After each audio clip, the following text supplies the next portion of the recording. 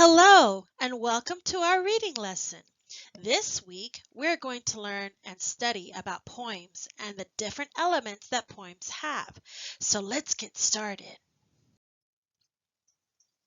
Here we have an anchor chart that shows us all the elements of a poem. First, an element can be about anything. It can break the rules, so poems don't always use complete sentences. Poems use words to tell us how things look, feel, sound, smell, or taste. It can also rhyme. Words that rhyme have the same end sound. And last but not least, it can have rhythm. Rhythm is the beat of the poem, like in music. Here, I have an example of a poem that I'm going to read to you, and the title of the poem is called Hot Sun. While I'm reading this, I want you to pay close attention to what the poem is about. Hot sun. Hot sun. What fun! I'll swim, said Tim. I'll get so wet, so cool in the pool. Mom, Dad, they had two rules at pools. Rule 1, don't run, just go real slow. Rule 2, if you splash, you'll leave the pool. But Tim, poor him, he got so hot. Oh man, he ran! Slip, trip, backflip.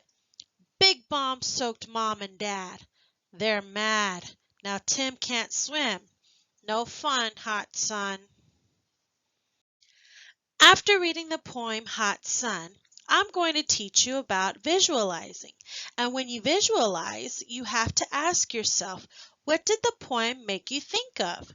For example, I can visualize myself in the hot sun riding my bike and enjoying the sunny day. After reading this poem, what do you visualize? What does this poem make you think of? Now to the next element of a poem. In a poem, sometimes you will find that the words rhyme. In this poem, I found a few rhyming words.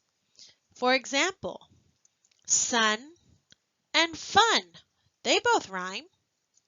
Swim and Tim, those two rhyme.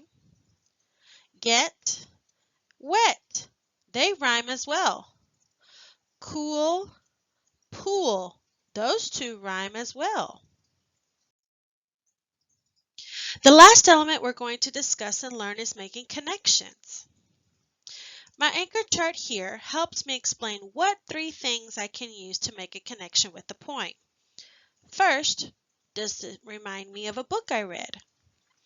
Next, does it remind me of a time that I did something with a friend or with my brother or sister?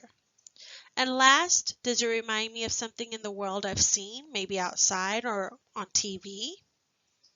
Here I have a couple of examples. I have a little boy and a little girl having fun in the hot sun. That reminds me of a time that I went outside to play with my sister. The next example were words that I read from the poem Hot Sun from when we read it earlier. Now let's review. There are 3 elements when reading and studying a poem. Do you remember what they were? Of course you do.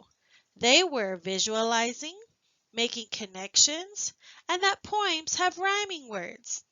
I hope the next time you read a poem, you'll be able to use all these elements to understand a poem better.